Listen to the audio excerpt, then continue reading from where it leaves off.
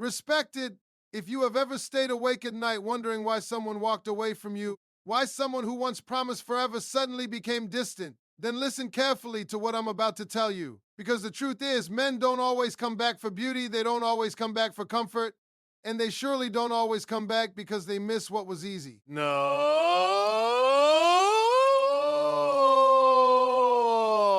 Yeah. Always return to the woman who showed them something they cannot replace. And today we're going to talk about what that really means. You know, one of the hardest things in life is accepting that love doesn't always go the way we imagined it would. We grow up believing that if we love hard enough, sacrifice enough, forgive enough, then surely people will stay. Surely they'll appreciate us. Surely they'll realize what they have before it's gone. But life has a funny way of teaching us lessons we never signed up for. Sometimes the people you would move mountains for become the very people who teach you how painful silence can be. I remember hearing a story about a woman named Sarah. Now, Sarah wasn't perfect, but she was loyal. She loved deeply. She gave everything she had to her relationship. She answered every late-night call, forgave every broken promise, and carried a love so heavy that she forgot how to carry herself. And if we're being honest, a lot of people listening right now know exactly what that feels like. You know what it's like to keep hoping somebody changes, to keep believing tomorrow will be different, to keep replaying the good moments in your head because somehow they make the bad moments hurt less. Sarah loved a man who couldn't decide what he wanted. One day he wanted closeness. The next day he wanted distance. One moment he made her feel chosen, and the next he made her question everything about herself. Now listen to me carefully, because this part right here changed everything for her. At first, Sarah fought harder. That's what most people do. When somebody pulls away, we panic. We text more. We explain more. We chase more. We overthink more. We convince ourselves that if we can just say the right words, love will magically return to what it used to be. But love doesn't work that way. You cannot beg someone into valuing you. You cannot force somebody to recognize your worth. And you definitely cannot make somebody see your light when they're committed to standing in darkness. One day after another argument, her boyfriend left. No big speech, no dramatic ending, just distance, silence, coldness. Weeks passed, Sarah cried. She blamed herself. She stared at her phone, wondering if today would be the day he finally reached out. And isn't it amazing how heartbreak makes us wait for crumbs from people we once gave our whole heart to? But then something happened, something powerful, something most people never have the courage to do. Sarah stopped chasing, not to play games, not to manipulate him, not because somebody on the internet told her silence was power. She stopped because she was exhausted. She finally realized something painful but necessary. You cannot lose yourself trying to keep somebody who keeps choosing confusion. See, this is where most people misunderstand relationships. They think men return because time passes. They think men return because loneliness kicks in. They think men return because memories suddenly become stronger. Men return to the woman who reminds them of value. And value is not loud. Value does not beg. Value does not scream, "Please pick me." Value quietly says, "I know who I am, and I refuse to abandon myself to convince somebody else to stay." That's different. And I need every woman listening to hear me clearly when I say this. The woman men always remember is not necessarily the prettiest woman, not necessarily the richest woman, not even necessarily the easiest woman to love. It's the woman who respected herself enough to walk through the pause, in without destroying herself. Because here's what happens. Sometimes a man leaves because he thinks the grass is greener somewhere else. He thinks freedom will feel exciting. He thinks distance will bring relief. He thinks he'll easily replace what he had. And for a while, maybe he does feel free. Maybe distractions work. Maybe pride keeps him moving. But eventually life gets quiet. Eventually the noise fades. Eventually reality shows up. And reality has a funny way of exposing truth. Because suddenly he starts comparing. He compares conversations. He compares loyalty. He compares peace. He compares emotional safety. And what he starts realizing is this. Not every connection is real. Not everybody genuinely cared. Not everybody saw him when he was broken. And then something starts haunting him. The memory of the woman who loved him without losing her dignity. The woman who didn't curse him out every chance she got. The woman who didn't destroy herself trying tea. Oh, forced love. The woman who walked away wounded but still standing. See, strength leaves an impression, and I wish somebody had told us this earlier in life. Pain can either turn you bitter, or it can turn you powerful. Sarah made a choice. Instead of obsessing over why he left, she started asking herself why she had tolerated so little for so long. That question changed everything. She started rebuilding, slowly, Painfully, some days she cried, some days she doubted herself, some days she wanted to call him. But healing isn't about perfection. Healing is about choosing yourself even when it hurts. And let me tell you something about confidence that looks different after heartbreak. Before heartbreak, confidence says, I hope you choose me. After heartbreak, confidence says, I'll survive even if you don't. That right there, that changes people. That changes energy. That changes how the world sees you. And strangely enough, that is often the moment people who walk away begin looking back. Not because you begged, not because you waited, but because they finally realize your absence carries weight. You see, presence is easy to ignore. Absence teaches value. And the woman men always return to, she's the woman who learns how to stop abandoning herself just to keep someone else comfortable. Now, don't misunderstand me. This isn't about revenge. This isn't about making somebody regret losing you. Because if your healing only exists to prove something to somebody else, you're still emotionally trapped. This is about becoming the kind of person who finally realizes they deserve peace all along. And trust me when I tell you, there is something unforgettable about a woman who rises after heartbreak stronger, calmer, wiser, and no longer desperate for validation. That kind of woman, she changes the story. Not only for the man who left, but for herself. You know, there's something people don't talk about enough when it comes to relationships. Tea-on-chips. Everybody talks about falling in love, but very few people talk about what happens when love disappoints you. Nobody prepares you for the moment when somebody who once felt like home suddenly feels like a stranger. And that pain, it can make people do dangerous things emotionally. It can make you forget your worth. It can make you start bargaining with yourself. You begin saying things like, maybe if I change a little, he'll love me differently. Or maybe if I stay patient, he'll finally become the man I know he can be. But let me tell you something I learned a long time ago. Potential has broken more hearts than reality ever could. Because too many people fall in love with who someone could become instead of accepting who they are right now. And Sarah learned this lesson the hard way. A few months after her breakup, something unexpected happened. Her ex reached out. Simple message. Nothing dramatic. Just a quiet little, hey, how have you been? Now listen carefully, because this right here is where so many people lose themselves again.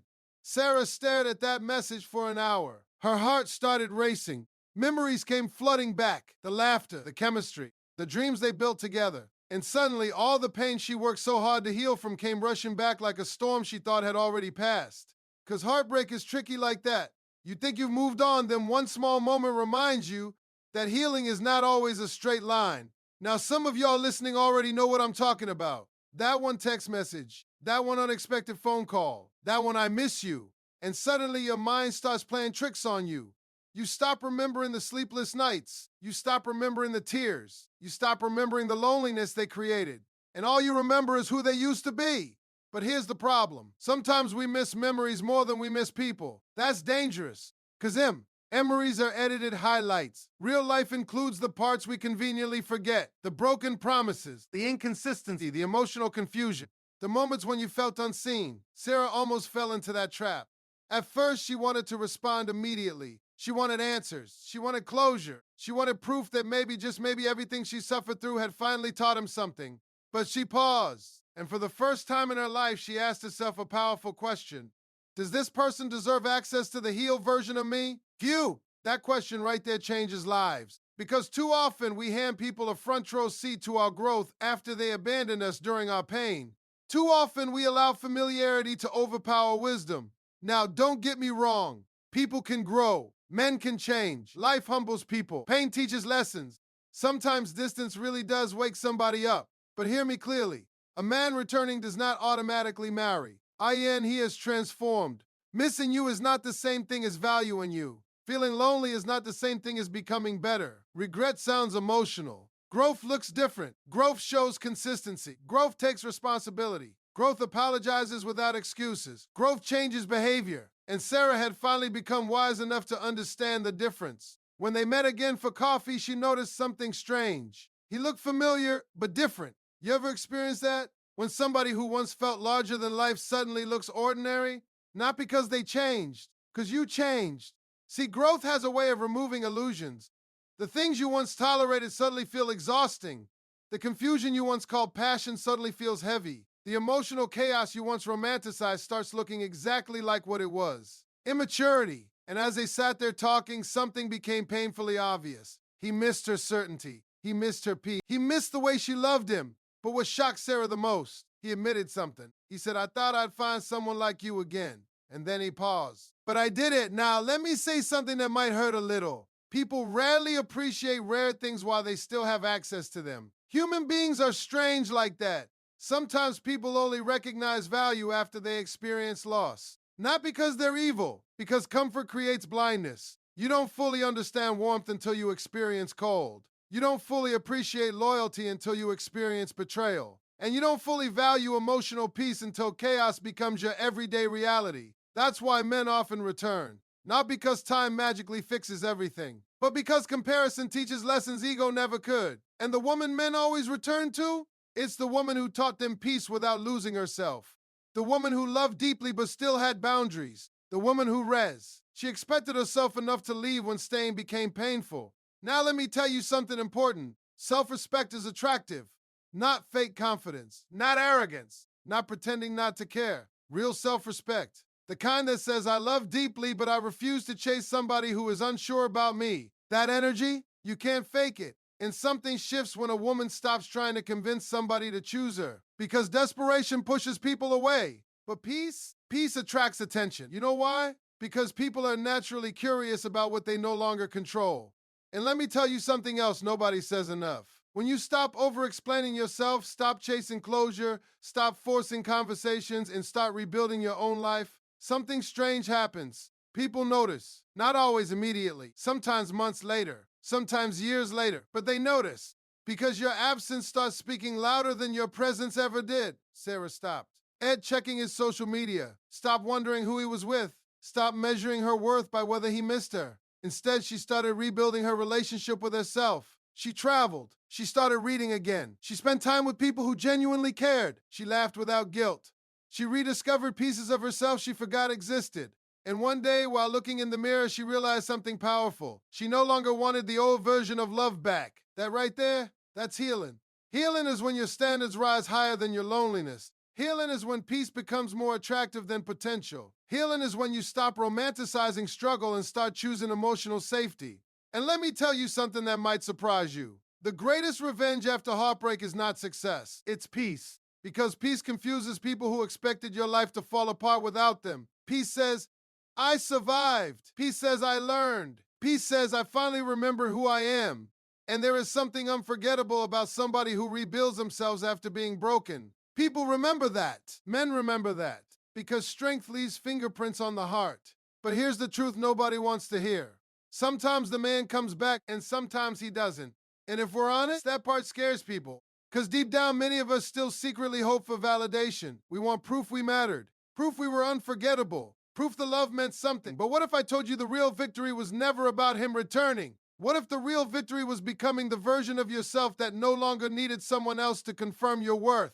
Because once you reach that level, everything changes. There comes a moment in almost every person's life when they have to face a difficult truth. Not everybody who says they love you knows how to keep love alive. Some people love you with words. Some people love you with promises. But very few people know how to love with consistency. And consistency, that's where everything changes. Because feelings come and go. Chemistry comes and goes. Excitement fades. But consistency? Consistency tells the truth. You know what I've learned about people over the years? Folks will say they miss you while still refusing to change. They'll say they love you while still making choices that hurt you. And sometimes the hardest lesson in life is realizing that somebody can care about you and still not be good for you.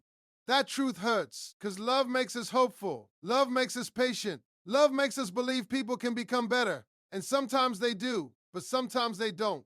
Sarah found herself standing at that exact crossroads. After reconnecting with her ex, they started talking again. Slowly at first, small conversations, casual check-ins, nothing too serious. And for a moment it felt familiar, comforting even. He remembered him, his favorite coffee. He apologized for things he never acknowledged before. He seemed softer, more aware, more intentional. And if we're being honest, part of Sarah wanted to believe this was the ending she had prayed for. Maybe this was the comeback story. Maybe heartbreak had changed him.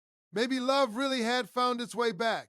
But life has a way of testing whether you've actually healed or whether you've simply become lonely. That's a hard sentence right there, because loneliness has fooled many good people into reopening doors that almost destroyed them. See, when you're lonely, attention feels like love, effort feels like transformation, and nostalgia feels like destiny. But wisdom slows things down.